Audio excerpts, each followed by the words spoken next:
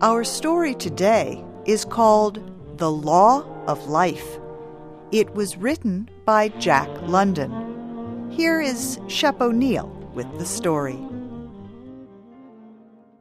The old Indian was sitting in the snow. It was Koskoosh, former chief of his tribe. Now, all he could do was sit and listen to the others. His eyes were old.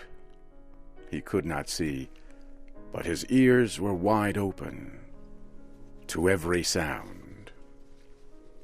Aha! That was the sound of his daughter, Sitkumtuha. She was beating the dogs, trying to make them stand in front of the snow sleds. He was forgotten by her, and by the others too. They had to look for new hunting grounds. The long, snowy ride waited. The days of the Northlands were growing short. The tribe could not wait for death. Koskoosh was dying. The stiff, crackling noises of frozen animal skins told him that the chief's tent was being torn down. The chief was a mighty hunter. He was his son, the son of Koskoosh. Koskoosh was being left to die. As the women worked, old Koskoosh could hear his son's voice drive them to work faster. He listened harder. It was the last time he would hear that voice. A child cried, and a woman sang softly to quiet it. The child was Kuti, the old man thought. A sickly child. It would die soon, and they would burn a hole in the frozen ground to bury it. They would cover its small body with stones to keep the wolves away. Well, what of it? A few years, and in the end, death. Death waited, ever hungry. Death had the hungriest stomach of all. Koskoosh listened to other sounds he would hear no more. The men tying strong leather rope around the sleds to hold their belongings. The sharp sounds of leather whips ordering the dogs to move and pull the sleds. Listen to the dogs cry, how they hated the work. They were off. Sled after sled moved slowly away into the silence. They had passed out of his life. He must meet his last hour alone. But what was that? The snow packed down hard under someone's shoes. A man stood beside him and placed a hand gently on his old head. His son was good to do this. He remembered other old men whose sons had not done this, who had left without a goodbye. His mind traveled into the past until his son's voice brought him back. "It is well with you?" his son asked. The old man answered, "It is well." "There is wood next to you, and the fire burns bright," the son said. "The morning is gray, and the cold is here. It will snow soon. Even now it is snowing. Aye, even now it is snowing. The tribesmen hurry. Their loads are heavy, and their stomachs flat from little food. The way is long, and they travel fast. I go now. All is well?" "It is well. I am as last year's leaf that sticks to the tree. The first breath that blows will knock me to the ground. My voice is like an old woman's. My eyes no longer show me the way my feet go. I am tired, and all is well. He lowered his head to his chest and listened to the snow as his son rode away. He felt the sticks of wood next to him again. One by one, the fire would eat them, and step by step, death would cover him. When the last stick was gone, the cold would come. First, his feet would freeze, then his hands. The cold would travel slowly from the outside to the inside of him, and he would rest. It was easy. All men must die. He felt sorrow, but he did not think of his sorrow. It was the way of life. He had lived close to the earth, and the law was not new to him. It was the law of the body. Nature was not kind to the body. She was not thoughtful of the person alone. She was interested only in the group, the race, the species.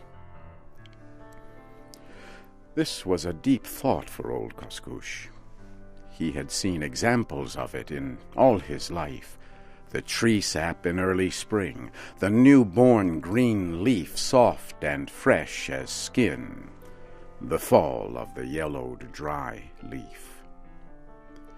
In this alone was all history. He placed another stick on the fire and began to remember his past. He had been a great chief, too. He had seen days of much food and laughter, fat stomachs when food was left to rot and spoil, times when they left animals alone, unkilled, days when women had many children. And he had seen days of no food and empty stomachs, days when the fish did not come and the animals were hard to find. For 7 years the animals did not come. Then he remembered when, as a small boy, how he watched the wolves kill a moose. He was with his friend Zing Ha, who was killed later in the Yukon River. But the moose. Zing Ha and he had gone out to play that day. Down by the river they saw fresh steps of a big, heavy moose. "He's an old one," Zing Ha had said. "He cannot run like the others. He has fallen behind. The wolves have separated him from the others. They will never leave him." And so it was. By day and night, never stopping, biting at his nose, biting at his feet, the wolves stayed with him until the end. Zing Ha and he had felt the blood quicken in their bodies. The end would be a sight to see. They had followed the steps of the moose and the wolves. Each step told a different story. They could see the tragedy as it happened. Here was the place the moose stopped to fight. The snow was packed down for many feet.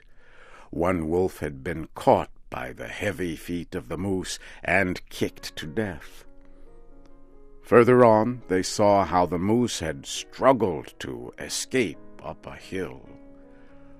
But the wolves had attacked from behind. The moose had fallen down and crushed 2 wolves. Yet it was clear the end was near. The snow was red ahead of them. Then they heard the sounds of battle. He and Zing-ha moved closer on their stomachs so the wolves would not see them. They saw the end. The picture was so strong it had stayed with him all his life. His dull, blind eyes saw the end again, as they had in the far-off past. For long, his mind saw his past. The fire began to die out, and the cold entered his body. He placed 2 more sticks on it, just 2 more left. This would be how long he would live. It was very lonely. He placed one of the last pieces of wood on the fire. Listen, what a strange noise for wood to make in the fire. No, it wasn't wood. His body shook as he recognized the sound. Wolves. The cry of a wolf brought the picture of the old moose back to him again. He saw the body torn to pieces, with fresh blood running on the snow. He saw the clean bones lying gray against the frozen blood. He saw the rushing forms of the gray wolves, their shining eyes, their long wet tongues, and sharp teeth. And he saw them form a circle and move ever slowly, closer and closer. A cold, wet nose touched his face. At the touch, his soul jumped forward to awaken him. His hand went to the fire, and he pulled a burning stick from it. The wolf saw the fire, but was not afraid. It turned and howled into the air to his brother wolves. They answered with hunger in their throats and came running. The old Indian listened to the hungry wolves. He heard them form a circle around him and his small fire. He waved his burning stick at them, but they did not move away. Now, one of them moved closer, slowly, as if to test the old man's strength. Another and another followed. The circle grew smaller and smaller. Not one wolf stayed behind. Why should he fight? Why cling to life? And he dropped his stick with the fire on the end of it.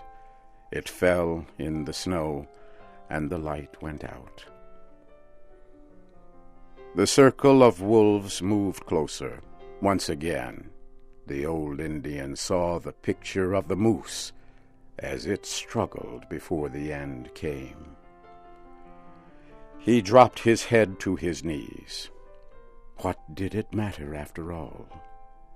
Isn't this the law of life?